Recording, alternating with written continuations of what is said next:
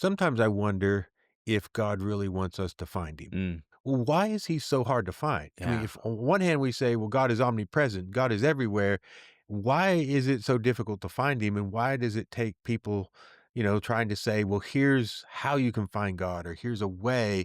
It makes you wonder, does God really want to be found? Yeah. And why not just show me a spaceship coming out of the sky and have me experience some type of undeniable proof that God is? Yeah. If God's that interested in getting all of us, quote unquote, to believe in him, and our problem is we're not sure there is a God, yeah, then I'm like you.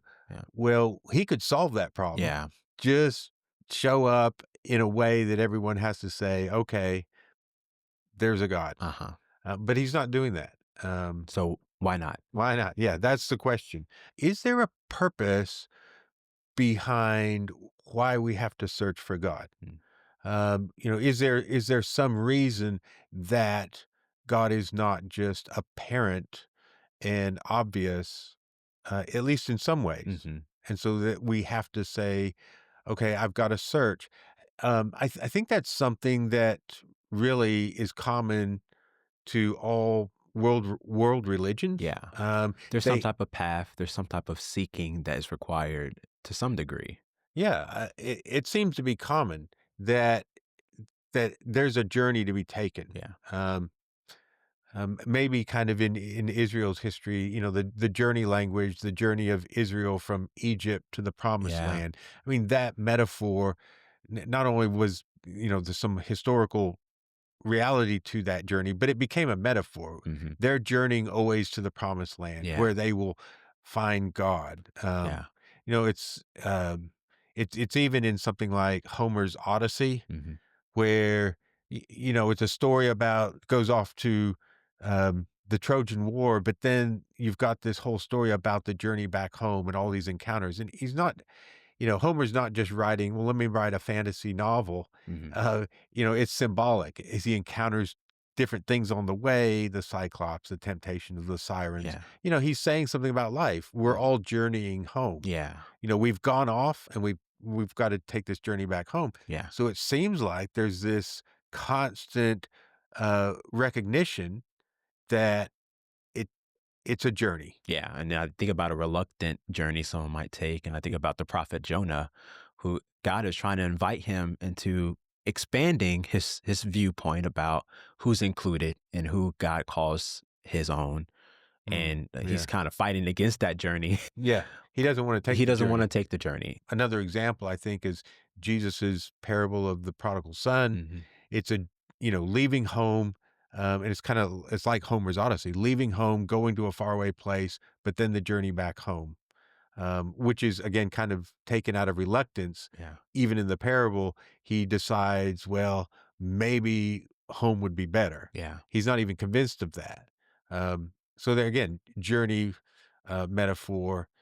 Some would say, you know, the the Genesis story, leaving Eden, mm, but it's about going back to the garden. yeah, How do you get back to the garden? yeah, It's a journey. Maybe in a spiritual sense, different world religions, different ways of just looking at the nature of life, people have recognized there's a process here. hmm And maybe that's a little bit of an indication of why God is, quote unquote, hard to find yeah, and not making himself obvious, because maybe there's something to taking a journey. yeah. Maybe there's a dance we're invited to participate in, like metaphorically, to hear the music.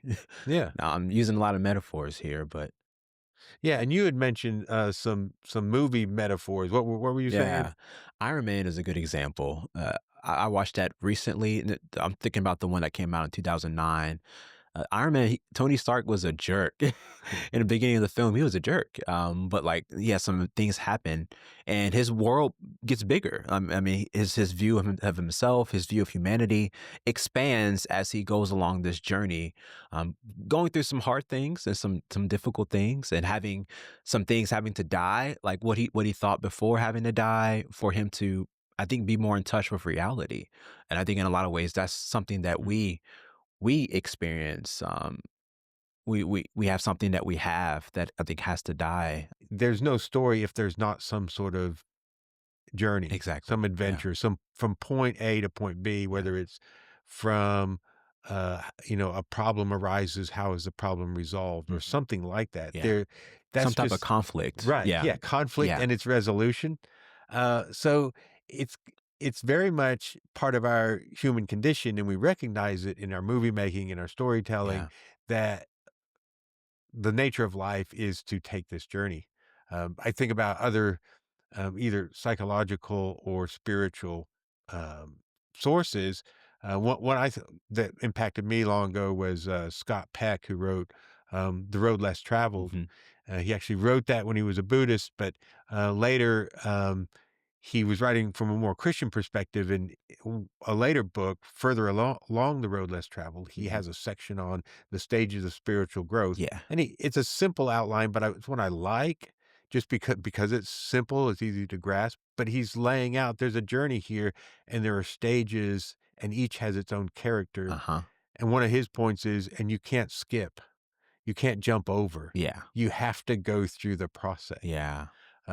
So maybe again, that's that common recognition that if a journey's involved, then it shouldn't be surprising that God is quote unquote hard to find Yeah. and not making himself, as it were, obvious, Yeah. because then there wouldn't be a journey and nothing would be learned along the way. Exactly. And it's almost like something has to be learned and something has to be received. And I even go further beyond like just maybe the explicitly spiritual or psychological. I mean, we see this throughout nature. Oh yeah. Yeah. there's rhythms, Yeah. and Seasons there's and seasons. yeah. And I The think way in which things the way plants that things grow. are, Yeah. yeah, They just on a develop. larger scale. So there's just something there's something that has to be developed. Right. So if everything's telling us there's a process, even evolutionary Yeah. processes show a development. Yes. On a cosmological scale, people talk about, the what's happened in the universe, from a big bang, a kind of an initial singularity, an expansion, as someday there'll be a contraction. So everything is a process. Yes. So if maybe the universe is telling us, okay, it's a process, Uh-huh. and then here we are saying, well, why isn't God obvious? Well, Exactly. maybe it's a process. Maybe it's a process. Maybe it's a process. Well, when we were thinking about this, I thought of a couple sources that reflect this. One is a poem entitled "Dark Night of the Soul" Mhm. by a guy that we call Saint John of the Cross, who was a Spanish mystic in the kind of middle to late 1500s, and it was a poem he wrote about the spiritual journey Uh-huh. and and a big part of the metaphor is entering into this darkness, which is for him unknowing. Yeah. It's where you can't grasp it. And so he's saying a part of the journey is it's entering into this unknowing. Mhm. It's like encountering it. Yeah. And it's just 8 stanzas, Uh-huh. the poem itself. And right in the middle, the fourth and the fifth, here's what he's saying. And I think this kind of illustrates what we're talking about. This light guided me. This was the light he has previously said is kind of the fire burning in his heart. Mhm. It's his heart that's leading him. It's not his head. Mm. It's not that he knows and can see, it's that he's in the darkness, he can't see, but he's being guided by the light of his heart. Yeah. This light guided me more surely than the light of noonday to a place where he, well, I knew who, was awaiting me, a place where none appeared. Mm.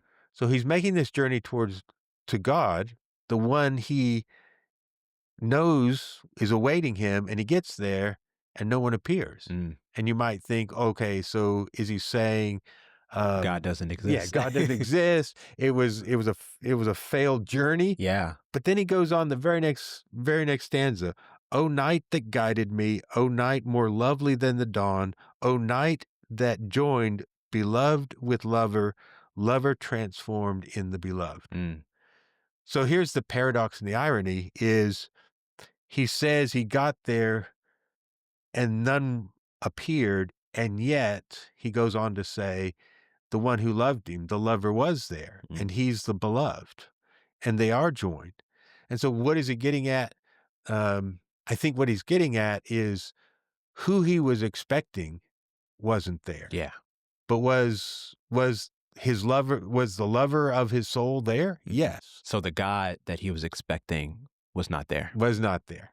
So, that's why he calls it the dark night of the soul. It's into unknowing that we journey. It's trying to find who God is, um, and and all of us have an idea, Mhm. right? We already have an idea. When we're Yeah. looking for God, we have an idea of who we're looking Yeah, for. and it's almost like we have to have an idea.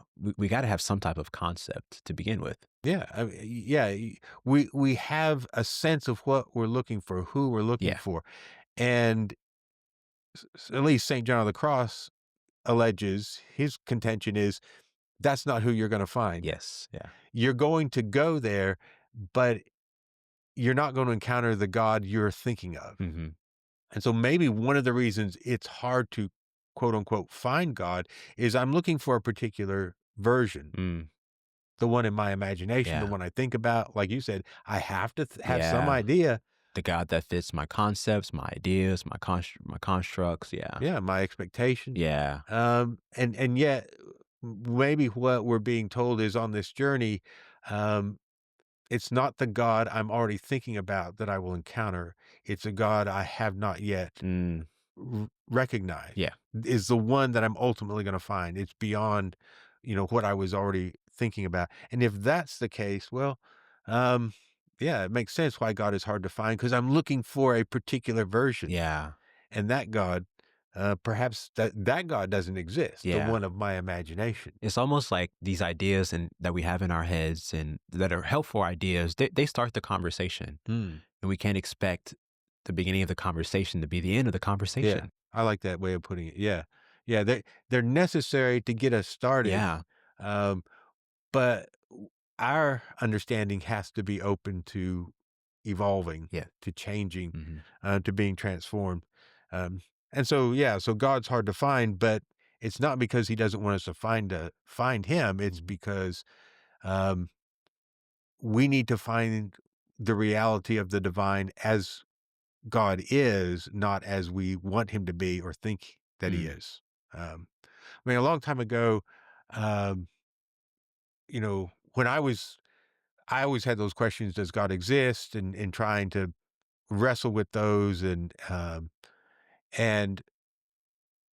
I got to the place where I realized that God did not want to confirm me in a wrong belief. Mm. Like He didn't want to give me confidence in something that wasn't true. And what I was wanting God to do was to show up like I wanted God to show up. Mm. And I kind of So you realized, wanted God to confirm your biases yeah, and your yeah, like it's like God show up and I have a very clear idea of who I expect you to Yeah. be and what you're going to be like, and I'm demanding God come to me on my Uh-huh. terms. Is Yes. essentially what I was doing. Yeah. And I kind of realized, oh, He's not going to do that because that would give me further confidence that my thoughts, my ideas, Are the yeah, ideas. are right. Yep. And I'm really in control and He's going to respond to me, Mm. and it kind of got to a place where I gave up and I said, okay, well, if you really are, well, you're going to have to show me. Mm. And I stopped demanding how He needed to come. I just kind of surrendered Mhm. and it's like, okay, I can't figure it out. So I just quit Yeah. and just said, "You're gonna have to show me." And it was and I realized later what happened is I kind of let it be on His terms. Yeah. Like, okay, you be God. I'll stop trying to be Yeah. God and let you be God. Yeah. Um, and things happened then when I quit trying to force it my Mm. way. Well, let's look at this passage in Matthew chapter 11, because I think it speaks to what we're speaking about. This is Jesus saying this. He says, at that time, Jesus said, I praise you, Father, Lord of heaven and earth, that you've hidden these things. Hidden. So this is a word we've Yeah. used. Hidden these things from the wise and intelligent and have revealed them to infants. Yes, Father, for this was well pleasing in your sight. So God is hiding some things from those that have those ideas maybe tightly gripped, Hmm. and those that maybe having gripped those ideas as tightly are seeing some things. I mean, maybe that's one way to understand it. How are you understanding this Yeah. text? No, I mean, Jesus is acknowledging that his Father is hiding, Yeah. you know, at least hiding some things, but I think he's also hiding himself Yeah. in ways, and, he says he's hiding it from those who are intelligent, the wise and the intelligent, and I hear that as wise and intelligent in their own eyes and in their own mind, Mm. who see themselves as wise and Yeah. intelligent, kinda like I was doing. I thought I knew how it needed to be, and, God show up Mhm. like I need you to be. Wanting God on your own terms. Yeah. Right. And so I hear that as what Jesus is saying. It's like, well, why does he reveal them to children or to infants, to the Mhm. little ones? It's because they're not trying to dictate. Yeah. And so it seems like, yeah, what Jesus is saying is, I'm happy that you've hidden these things from those who think they know how everything Mm. needs to be, and you're instead revealing them to those who just say, okay, I'm going to let God be God. Yeah. So does God really want to reveal God's self to everyone? Yes, but not just on anyone's Yeah. terms, on his terms of what we really need. Mhm. And what we need to realize is, well, we're not God. So then I wonder, why is Jesus praising the Father for this? And maybe he's praising the Father because really this is an easier thing. Hmm. It's challenging in a lot of ways, but it's a lighter load. Yeah. It's not all up to me and what I can conjure. Because he goes on right in this passage in Matthew 11, he says in a verse later, "Come to me, all you who are Exactly. weary and Mhm. heavy laden, I will give you rest." Uh-huh. So, yeah, I think you're right. It really is easier for me to let God be God. Yeah. Um, it's a lot harder when I'm trying to orchestrate everything Yeah. and control everything and dictate everything. Mhm. And in some ways, that would be more satisfying to my ego or to Yes. my sense of how things ought to be. Yes. But I'm trying to do something I can't. It really becomes easier when I just come to God and say, let you be you. You show me what you Uh-huh. want. Like St. John of the Cross is saying, I come in the night with my own ideas and I don't find the God I was looking for, Yeah. but I end up loved Mm. in a way that is really more significant than being loved is more significant than being satisfied intellectually. Yeah. And that's part of the difference. Mm. I think we had talked about God doesn't want us so much to believe in him as he wants to have a relationship with us. Yeah. For us to know God through love is more significant than a kind of argument that convinces me of his existence. Yes. Because I can be convinced of his existence and have no relationship with Uh-huh. the construct that I've been convinced about. Going back to that alien in the sky, like Yeah, you talked about just being afraid of that. So you'll be coming to God and acknowledging God, but as fear, there's fear attached to that. And there's nothing relational about that. No, yeah, nothing loving about that. It's just, oh, I know now. yeah. And I think that's what St. John of the Cross captures is, the last stanzas are all about this loving embrace between the lover and the beloved. Hmm. He's the beloved of God. The God is, he calls the lover, the one who's loving him. And they're in this, you know, reassuring, comforting embrace. He ends it with, he just lets all of his worries go. Mm, um, with the lilies mm, in the field. It's yeah. just like he's completely at peace. Um, Mm, but he's encountered a relationship with God, not, an intellectual exercise mm, of trying to, okay, now I yeah. can prove this God. So we might say it's easy to let God be God unless you want to be God. Yeah. Yeah. Unless you want to be God, then you Yeah. resist it. Yeah. Yeah. So maybe that's why, God is hard to find. Mm, Um, there's a purpose to the journey, and it's good for us yeah. to go on that journey. Hmm. Thanks for joining us on After God. Wherever you are on your journey as you try to make sense of God, you may think you're crazy, but you're not alone. On this podcast, we're not trying to give you easy answers. We're trying to make space for questions, doubt, and the mystery of God. If this conversation helped you, consider subscribing and leaving a comment. And we love to hear from you. What question about God are you wrestling with right now? Drop it in the comments or send us a message. Your question might shape a future episode. As our ideas change, the invitation is to keep walking. Thanks for being on the journey with us.